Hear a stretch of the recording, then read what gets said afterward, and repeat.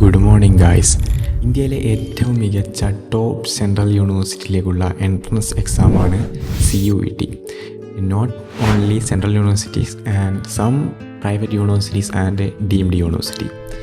ഞാനിപ്പോൾ ഉള്ളത് central university of ആന്ധ്രാപ്രദേശിലാണ്. കഴിഞ്ഞ വർഷം CUET എഴുതി അങ്ങനെ കയറിയതാണ്. അപ്പോൾ ഞങ്ങളൊക്കെ കഴിഞ്ഞ വർഷം എഴുതിയ ഒരുപാട് പിള്ളേർ വരുത്തിയ ഒരുപാട് മിസ്റ്റേക്സ് ഉണ്ട്. അപ്പോൾ നിങ്ങൾ ഈ വർഷം അത് വരുത്താൻ പാടില്ല. അപ്പോൾ എല്ലാ വീഡിയോസും കാണുക, വീഡിയോ മുഴുവനായിട്ട് കാണാൻ ശ്രമിക്കുക, മിസ്റ്റേക്സ് വരുത്താതിരിക്കുക. കഴിഞ്ഞ വർഷം ഞാൻ ഈ ഒരു സ്റ്റെപ്സ് പറഞ്ഞുതരാം. ഏകദേശം ഫെബ്രുവരിയിലാണ് ഇതിൻ്റെ ഓൺലൈൻ ആപ്ലിക്കേഷൻ നമ്മൾ കൊടുക്കേണ്ടത്. അപ്പോൾ അതിൽ ഡോക്യുമെൻറ്റ്സും ഡീറ്റെയിൽസും ഒക്കെ ആഡാക്കി അപ്ലൈ ചെയ്യാം. അങ്ങനെ ഫെബ്രുവരി മാർച്ച് നമ്മളെ പബ്ലിക് എക്സാം ആയിരിക്കും. അത് കഴിഞ്ഞ് മാർച്ച് കഴിഞ്ഞ് ഏപ്രിൽ മെയ് ജൂണിലെങ്ങാനാണ് എക്സാം നടക്കുക. ഓരോരുത്തർക്കും ഓരോ ഡേറ്റ് ആയിരിക്കും, ടൈമായിരിക്കും. ഇനി അവിടെ വരുത്തിയൊരു മിസ്റ്റേക്ക് ഞാൻ പറഞ്ഞുതരാം. ഞാൻ വരുത്തിയ മിസ്റ്റേക്ക്, ഞാൻ 9 മണീൻ്റെ ഒരു എക്സാം, എക്കണോമിക്സ് എക്സാമിന് ഞാൻ 12 മണിക്ക് എഴുന്നേറ്റ് അങ്ങനെ അത് പോയി. അപ്പോൾ ടൈമിൻ്റെ കാര്യത്തിൽ കൃത്യമായി ശ്രദ്ധിക്കുക. രക്ഷിതാക്കളും കുട്ടികളും ടൈം മാറ്റൂല, ഡേറ്റും മാറ്റൂല. പോയാൽ പോയി. പിന്നെ അത് കഴിഞ്ഞ് മെയ് ജൂണിൽ എക്സാം എഴുതി. ജൂൺ ജൂലൈയിൽ അങ്ങനെ റിസൾട്ട് വരും, CUETൻ്റെ റിസൾട്ട് വരും. ആ റിസൾട്ട് എന്ത് ചെയ്യണം, നമ്മൾ അപ്ലൈ ചെയ്യാൻ ഉദ്ദേശിക്കുന്ന യൂണിവേഴ്സിറ്റീൻ്റെ സൈറ്റിൽ പോവുക. ആ സൈറ്റിൽ പോയിട്ട് നമ്മുടെ ഈ കിട്ടിയ റിസൾട്ടും അതൊക്കെ വെച്ചിട്ട് അപ്ലൈ ചെയ്യാം. അങ്ങനെ നമുക്ക് ഇതിൻ്റെ ഓരോ ലിസ്റ്റ് ഇങ്ങനെ വരും, റാങ്ക് ലിസ്റ്റ് വരും ആദ്യം. പിന്നെ അത് ഷോർട്ട് ലിസ്റ്റാക്കി അങ്ങനെ സംഭവം വരും. അങ്ങനെ അതിലൊരു ലിസ്റ്റിൽ വന്നു. അങ്ങനെ ലാസ്റ്റ് ക്ലാസ് സ്റ്റാർട്ട് ചെയ്തത് സെപ്റ്റംബറിലാണ്. അപ്പോൾ ഇതാണ് ഇതിൻ്റെ ഒരു സ്റ്റെപ്സ് വരുന്നത്. അപ്പോൾ നമുക്ക് ആദ്യം തന്നെ ഇതിൻ്റെ ഒരു എക്സാം, നമുക്ക് CUETനെ പറ്റി സംസാരിച്ചു, എൻ്റെ കഥ പറഞ്ഞു. നമുക്ക് അടുത്തത് CUETൻ്റെ എക്സാം പാറ്റേൺ ആൻഡ് സ്ട്രക്ചറാണ് നമ്മൾ അടുത്തത് നോക്കാൻ പോകുന്നത്. ഇതിൽ എക്സാം സെക്ഷനിൽ 3 സെക്ഷനാണ് വരുന്നത്. ഒന്നാമത്തത് എന്താണ്, ലാംഗ്വേജ്. ഇതിനകത്ത് ഏകദേശം 13ഓളം ലാംഗ്വേജാണ് വരുന്നത്. അടുത്തത് രണ്ടാമത്തത് ഡൊമെയിൻ സബ്ജക്റ്റ്. നമ്മൾ +2 പഠിച്ചതോ അല്ലാത്തതോ ആയിട്ടുള്ള കുറച്ച് ഡൊമെയിൻ സബ്ജക്റ്റും വരുന്നുണ്ട്. അടുത്തത് എന്നുള്ളത് മൂന്നാമത്തത് എന്താണ്, ജനറൽ ആപ്റ്റിറ്റ്യൂഡ് ടെസ്റ്റ്. അതാണ് മൂന്നാമത്തത്. അതായത് ജനറൽ നോളജ്, അതുപോലെ കറണ്ട് അഫെയർസ്, പിന്നെ സിമ്പിൾ മാത്സ് ഒക്കെയാണ് ഇതിനകത്ത് വരുന്നത്. അപ്പോൾ ഇത് തിരഞ്ഞെടുക്കുന്നത് കൃത്യമായിട്ട് ശ്രദ്ധിക്കണം. മീൻസ് നിങ്ങൾക്ക് ആവശ്യമുള്ളത് മാത്രം തിരഞ്ഞെടുക്കുക. അത് എങ്ങനെയാണ് തിരഞ്ഞെടുക്കേണ്ടതെന്ന് ഞാൻ പറഞ്ഞുതരാം. നിങ്ങൾ ഉദ്ദേശിക്കുന്ന കോഴ്സ് ഏതാണോ യൂണിവേഴ്സിറ്റി, ആ യൂണിവേഴ്സിറ്റീൻ്റെ ക്രൈറ്റീരിയ നോക്കുക. ആ കോഴ്സിന് ആവശ്യമായ സബ്ജക്റ്റ് ഏതൊക്കെയാണോ അത് തിരഞ്ഞെടുക്കുക.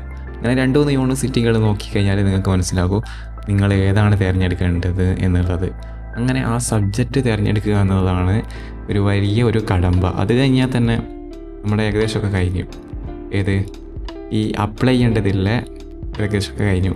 ഇനി നമ്മൾ നോക്കാൻ പോകുന്നത് സിലബസ്. ഇനി നമുക്ക് നോക്കാം, അതിന് മുമ്പ് ഒരു കാര്യം കൂടിയുണ്ട്, മാർക്കിംഗ് സ്കീം. ഇനി നമ്മൾ സംസാരിക്കാൻ പോകുന്നത് മാർക്കിംഗ് സ്കീമിനെ പറ്റിയാണ്. മാർക്കിംഗ് സ്കീം ഇത് ശ്രദ്ധിക്കേണ്ട ഒരു കാര്യമാണ്. നമ്മൾ ശരിയാക്കിയിട്ടുള്ള ഉത്തരത്തിന് 5 മാർക്കും, അതുപോലെ തെറ്റാക്കി എഴുതിയാൽ -1 ആണ് ഇതിൻ്റെ മാർക്കിങ്ങിൽ വരുന്നത്. അതുകൊണ്ട് തന്നെ അറിയാത്ത ആൻസർ എഴുതാൻ പോകേണ്ട ആവശ്യമില്ല, വിട്ടുകളയുക. ഇനി നമുക്ക് എലിജിബിലിറ്റി ആൻഡ് സിലബസ് നോക്കാം. എലിജിബിലിറ്റി എന്ന് പറയുന്നത് +2 പാസ്സായതോ അല്ലെങ്കിൽ ഈ വർഷം +2 എക്സാം എഴുതുന്നതോ ആയിട്ടുള്ള ആർക്കും അപ്ലൈ ചെയ്യാവുന്നതാണ്. And syllabus strictly based on NCERT syllabus ആയിരിക്കും.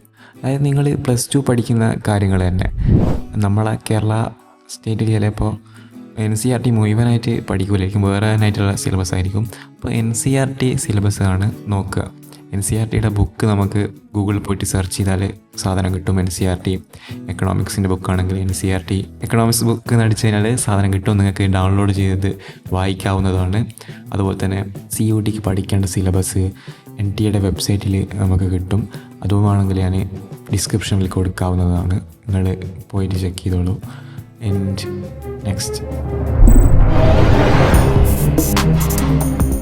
How to prepare.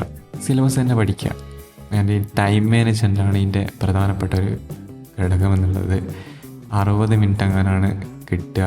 അതുപോലെ തന്നെ മോക്ക് ടെസ്റ്റ് ചെയ്യുക, പിന്നെ പ്രീവിയസ് ഇയർ ക്വസ്റ്റ്യൻ പേപ്പർ നോക്കുക. അതൊക്കെയാണ് മെയിനായിട്ട് നിങ്ങൾ ചെയ്യേണ്ട കാര്യം. പിന്നെ ഇതിൻ്റെ ഓരോ അപ്ഡേഷൻ ഉണ്ടാവും. ഇവർ പെട്ടെന്നൊക്കെയാണ്, രാത്രിയിലൊക്കെയാണ് ഓരോരോ സാധനങ്ങൾ NTA ഇറക്കുക. അപ്പോൾ നമുക്ക് ഒന്നും അറിയാൻ കഴിഞ്ഞോളണമെന്നില്ല, പലതും വിട്ടുപോയേക്കാം. അപ്പോൾ എന്ത് ചെയ്യുക, ചാനൽ സബ്സ്ക്രൈബ് ചെയ്യുക. നമ്മൾ എല്ലാ കാര്യങ്ങളും അപ്ഡേറ്റ് ചെയ്യും. മിസ്റ്റേക്സ് വരുത്താതിരിക്കാൻ ശ്രദ്ധിക്കുക. അപ്പോൾ ഇതിൻ്റെ അടുത്തത് ഇതിൻ്റെ ആപ്ലിക്കേഷൻ വരുന്നതാണ്. ഇത് ഫെബ്രുവരിയിലെങ്ങാനാണ് വരിക. NTA വെബ്സൈറ്റ് നോക്കുക. അതുപോലെ തന്നെ അവർ എക്സിൽ പോസ്റ്റ് ചെയ്യും ചില സംഗതികളൊക്കെ. ട്വിറ്റർ, എക്സ്, അതിൻ്റെ അകത്ത് പോയാൽ നമുക്ക് കാണാൻ കഴിയും. എല്ലാ ഒരു അപ്ഡേറ്റ് ചെയ്യും. അപ്പോൾ അതുപോലെ തന്നെ നിങ്ങൾക്ക് ഒക്കെ അറിയാൻ വേണ്ടിയിട്ട് എന്ത് ചെയ്യുക, ചാനൽ സബ്സ്ക്രൈബ് ചെയ്യുക. അപ്പോൾ അത് തന്നെയാണ് പറയാനുള്ളത്. നിങ്ങൾക്ക് ആവശ്യമായിട്ടുള്ള കോഴ്സ് ഏതാണെന്നുള്ളത് നിങ്ങൾ തിരഞ്ഞെടുത്തോ. അതാണ് ഫസ്റ്റ് നിങ്ങൾ ചെയ്യേണ്ടത്. അത് തിരഞ്ഞെടുത്തില്ലേ എന്ന് കമൻറ്റ് ചെയ്യുക. ആരൊക്കെ തിരഞ്ഞെടുത്തു?